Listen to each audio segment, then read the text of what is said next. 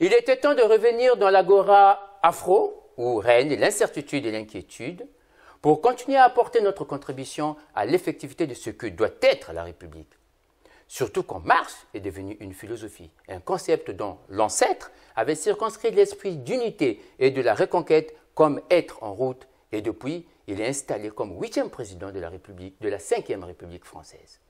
Il a mené une campagne sans démagogie ni promesses mirobolantes, contrairement à ce qu'attendaient les classiques africains.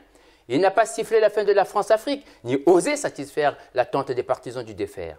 Il a juste défini les règles de la collaboration que son gouvernement devra maintenant appliquer.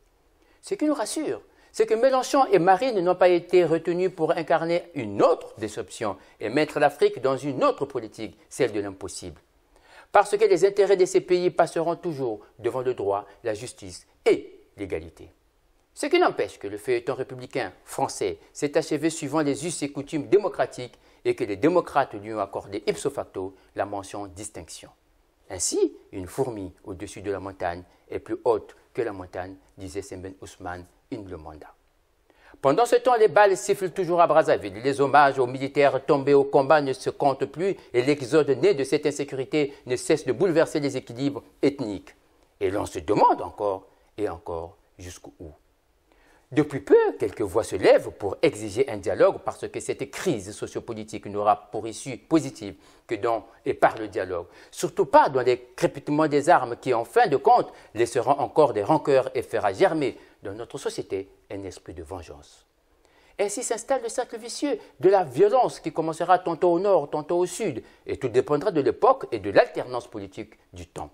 Prenons aussi en compte ces autres voix qui disent, je les cite, le dialogue se fera sans Sassou et son clan.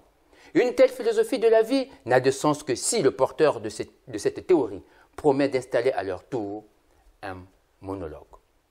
Puisqu'elle contredit l'étymologie du mot dialogue qui nous ramène à un face-à-face entre deux pensées pour ne pas parler des belligérants. Il y a eu un échec de la politique de prévention au sortir des événements de 1997. Nous avons un bilan politique, social, économique, culturel le plus régressif et désordonné de l'Afrique. Nous n'avons pas assuré la politique de la paix de notre société, ni préservé le climat favorable de confiance qui devait animer notre vivre ensemble. Si l'on conçoit la mixité culturelle et la diversité pensante bâtie via nos ethnies, constatant l'incapacité qu'a les citoyens aujourd'hui de s'appuyer sur une réglementation applicable et surtout des mesures permanentes de prévention de la paix sociale comme socle du développement, pour une simple raison, elles sont inexistantes. Que faire ? Arrêtons-nous un peu de parler et osons de fixer des objectifs mesurables en passant de l'intention à l'action et déclinons cela autour du Mbongi. Il ne s'agit pas de recuser la critique, mais plutôt de la réduction de la criticité des risques de guerre civile. La mode démocratique aujourd'hui est la recomposition politique. Et si nous aussi, sans gêne ni honte, prenons exemple sur le modèle Macron en s'affranchissant de l'existant qui a échoué et mettons-nous en marche pour un Congo uni, conquérant et paisible.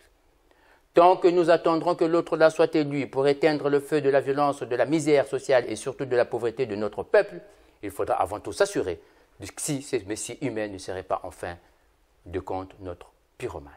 Alors, allons seulement.